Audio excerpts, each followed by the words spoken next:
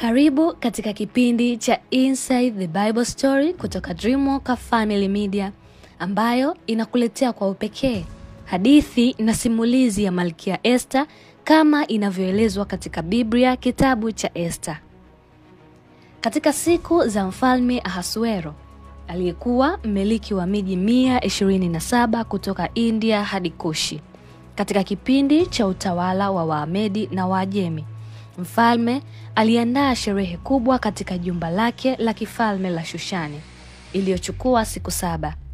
Alionyesha utajiri wa ufalme wake na heshima ya enzi yake kwa siku nyingi. Siku ya mwisho wa sherehe, mfalme akiwa na furaha sana, aliagiza Malkia Vashti kuletwa mbele ya viongozi na maafisa wa kifalme akiwa amevaa taji lake la kifalme ili waone uzuri wake. Lakini Malkia Vashti alikataa kuja. Mfalme akakasirika sana. Washauri wake wakasema kuwa kitendo hiki cha malkia kukataa amri ya mfalme kinaweza kuhamasisha wanawake wote kuonesha dharau kwa waume zao. Hivyo basi ikaamuliwa kwa Vashti hata endelea kuwa malkia, na mali yake yote ya kifalme na taji yake itatolewa kwa mwingine anayestahili zaidi. Ili kuepusha dharau na kukosewa heshima kwa wanaume, barua zilitumwa kila pembe ya himaya zikisema kuwa kila mwanaume ndiye kiongozi katika nyumba yake. Unatazama Inside the Bible Story kutoka Dreamwalker Family Media, mahali pa hadithi halisi za Biblia zinazoleta maana mpya kwa maisha ya sasa. Baada ya hayo, waliolinda haremu ya kifalme, yaani washauri wakuu wa mfalme, walipendekeza kuwaleta wasichana warembo kutoka kila mkoa waje katika mji mkuu wa Shushani ili mfalme achague malkia mpya. Miongoni mwa wasichana hao atakayependwa zaidi ya mfalme. Basi palikuwa na Myahudi mmoja jina lake Mordekai bin Kushi wa kabila la Benjamin, ambaye alichaguliwa miongoni mwa wafungwa waliochukuliwa kipindi cha Yekonia mfalme wa Yuda wakati wa uvamizi wa Nebukadneza. Naye alikuwa amemlea Hadasa, yaani Esther, binti wa mjomba wake. Esther alikuwa na umbo zuri na uso mzuri. Baada ya kifo cha wazazi wake, Esther aliishi na Mordekai ambaye alimchukulia Esther kama binti yake wa kumzaa. Basi ikawa wakati uliposikika mbiu ya kifalme, wasichana wengi walikusanyika huko mji mkuu Shushani, ambapo waliongozwa na kiongozi Hegai. Esther naye akiwemo miongoni mwao kwa ushawishi wa mjomba wake Mordekai. Waliishi katika jumba la kifalme wakiandaliwa kusimama mbele ya mfalme. Esther alificha utambulisho wake na historia ya maisha yake ya nyuma kwa sababu ya kile alichoagizwa na Mordekai kuwa afiche utambulisho wake. Kila siku katika jumba la kifalme, Mordekai alikuwa anaenda kumtembelea Esther ili kujua hali yake. Wanawake hao waliishi kwa muda wa miezi 12 katika jumba la wanawake ambalo lilisimamiwa na Hegai, na kila mwanamke kwa zamu yake aliruhusiwa kwenda kumuona mfalme na kupewa ruhusa ya kupewa kila kitu anachotaka ili aongeze thamani na mvuto wake kwa mfalme.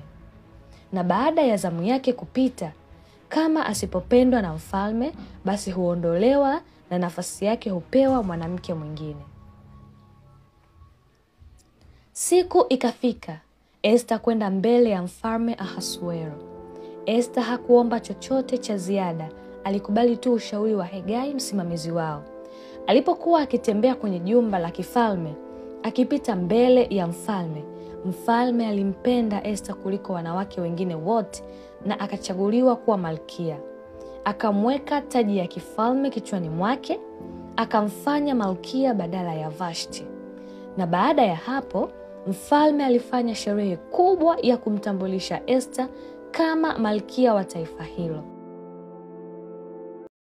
Unatazama Inside the Bible Story kutoka Dreamwalker Family Media, mahali pa hadithi halisi za Biblia zinazoleta maana mpya kwa maisha ya sasa.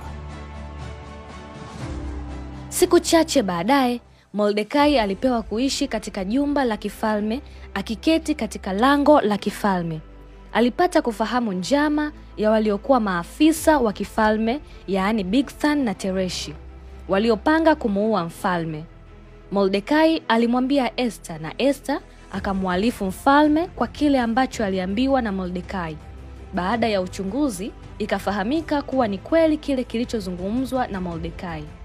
Bigthan na Tereshi walikamatwa na hatimaye wakaangamizwa, na tukio hili likarekodiwa katika historia ya kifalme.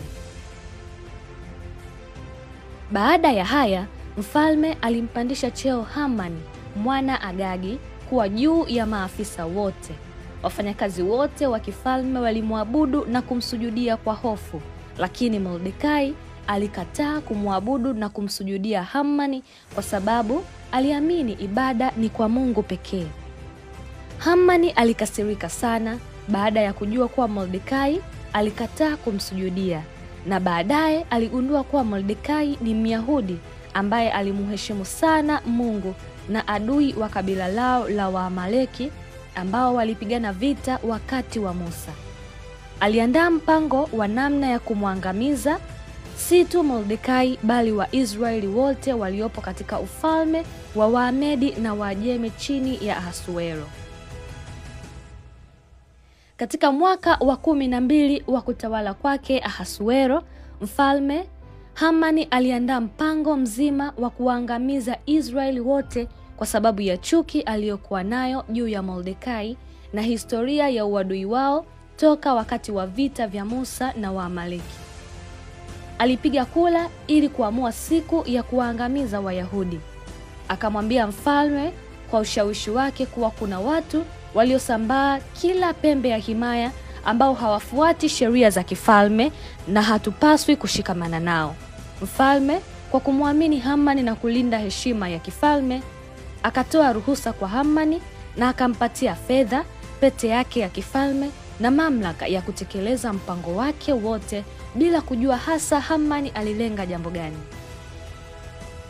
Mbiu ilipigwa na barua zilitumwa kila mkoa zikisema Wayahudi wote, wazee, watoto, wanaume na wanawake, watafutwe, wauawe siku ya 13 ya mwezi wa 12 wa Adari na kuchukua mali yao nyara. Mbiu hiyo ilitangazwa kwa majimbo yote hadi mji mkuu wa Shushani ambapo hofu ilitanda, lakini Hamani kwa furaha aliketi na mfalme kunywa divai. Unatazama Inside the Bible Story kutoka Dreamwalker Family Media, mahali pa hadithi halisi za Biblia zinazoleta maana mpya kwa maisha ya sasa. Mordekai alipogundua mpango huo alifadhaika sana.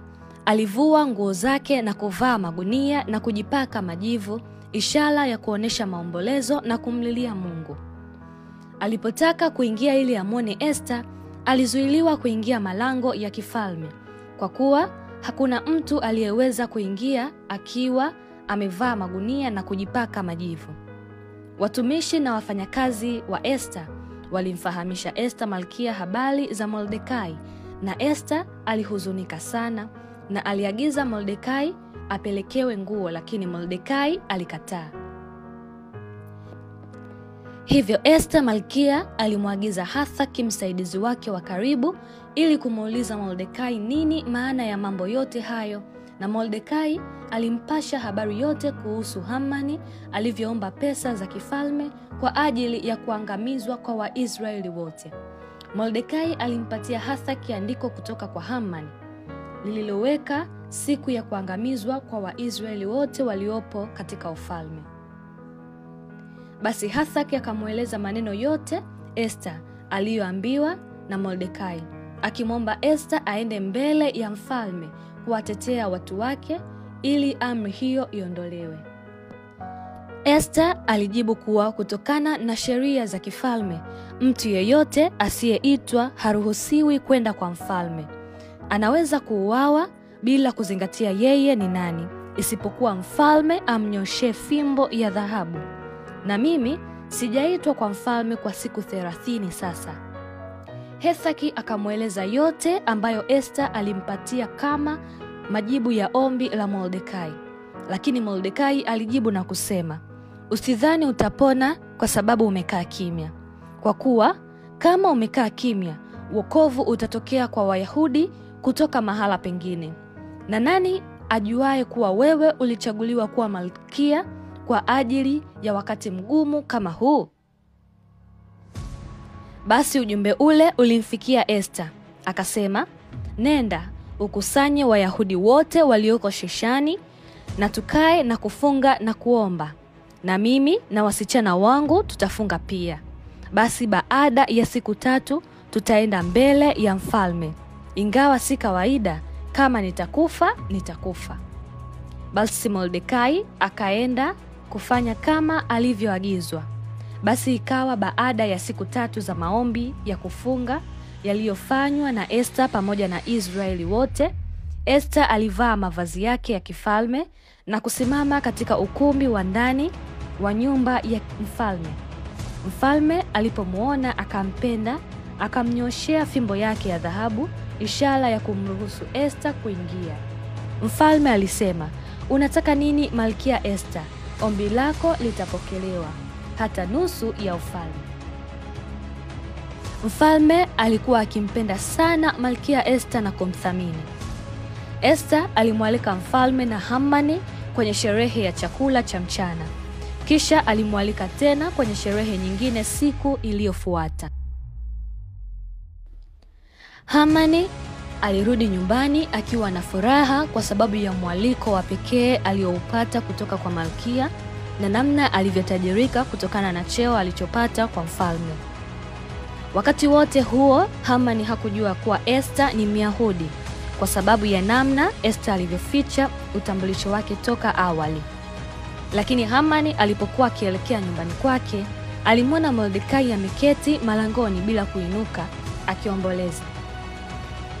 Alikasirika sana, akamweleza mkewe Zereshi na marafiki zake hali namna ambavyo anakasirishwa na Mordekai. Walimshauri atengeneze mti wenye urefu wa mikono 50 kama sehemu itakayotumika kumnyongea Mordekai. Hamani akafanya hivyo. Usiku huo mfalme hakuweza kulala. Akawaambia wasaidizi wake wasome kitabu cha kumbukumbu ya historia. Waliposoma kisa cha Mordekai alivyomwokoa mfalme dhidi ya njama mbaya za Bigthan na Teresh, mfalme akamkumbuka Mordekai akasema, "Je, ni heshima gani yule mtumishi Mordekai alifanyiwa?" Watumishi wa mfalme wakajibu, "Hakuna alichofanyiwa." Wakati huo huo, Hamani alikuwa akiingia katika nyumba ya mfalme ili aombe ruhusa ya kumuua Mordekai. Akasimama behewani kwenye ukumbi wa kifalme ili kuruhusiwa kumuona mfalme. Mfalme akauliza, "Yupo nani behewani?" Watumishi wake wakajibu, "Ni mtumishi wako mkubwa Hamani." Mfalme akamruhusu Hamani aingie. Basi baada ya Hamani kuingia na kuketi kwa mazungumzo na mfalme, mfalme akamuuliza, "Atafanyiwa nini yule mtu ambaye anastahili kuheshimiwa kwa jambo zuri alilofanya?" Hamani alitafakari moyoni mwake, ni nani ambaye anastahili heshima mbele ya mfalme kuzidi mimi? Basi Hamani akajibu bila kufahamu ni nani haswa anazungumziwa, akihisi labda anaweza kuwa ni yeye. Hamani akasema, "Avae mavazi ya kifalme, aende juu ya farasi ya kifalme, awe sehemu ya nafasi ya mfalme." Mfalme akasema, "Hapo hapo kwa haraka. Harakisha. Fanya hivyo kwa Mordekai, Mwisraeli, na lisipungue neno lolote katika yale uliyosema." Hamani kwa moyo wa kinyongo alilazimika kumpa Mordekai mavazi ya kifalme na kumpeleka mjini akitangaza, "Hivyo ndivyo atakavyofanyiwa mtu anayepewa heshima na mfalme." Hamani alirudi nyumbani akiwa na huzuni sana, akiwaeleza watu wa nyumbani mwake Lakini Zereshi mkewe akamtahadharisha juu ya kuendelea kupambana na Waisraeli, akisema, utaanguka mbele ya Israeli yote. Hata walipokuwa katika mazungumzo, watumishi wa kifalme walifika kwa ajili ya mwaliko maalum wa chakula ulioandaliwa na Malkia Esther. Unatazama Inside the Bible Story kutoka Dreamwalker Family Media, mahali pa hadithi halisi za Biblia zinazoleta maana mpya kwa maisha ya sasa. Basi mfalme na Hamani walikuja katika mwaliko huo wa chakula. Mfalme akamuuliza tena Esther, haja yako ni nini na nini kinachokutaabisha? Nitakupa hata nusu ya ufalme wangu. Ndipo Esther akajibu akasema, mfalme wangu, tumefungwa, mimi na watu wangu tuangamizwe. Mfalme akamuuliza, ni nani na yupo wapi huyo aliyejaribu hivyo kwa malkia wangu? Esther akasema, adui wetu ni Hamani, huyu mwovu. Mfalme alinyanyuka kwa hasira na akaenda bustanini kwake akifikiri sana. Hamani kwa hofu alimsogelea Esther ili aombe msamaha dhidi ya hasira ya mfalme. Walakini alipokuwa akiendelea, mfalme alirudi kwa hasira, akamkuta Hamani ameketi karibu na Malkia Esther. Mfalme akasema, je, namna gani atamfanyia malkia jeuri hata mbele yangu? Mfalme akatoa amri Hamani akamatwe.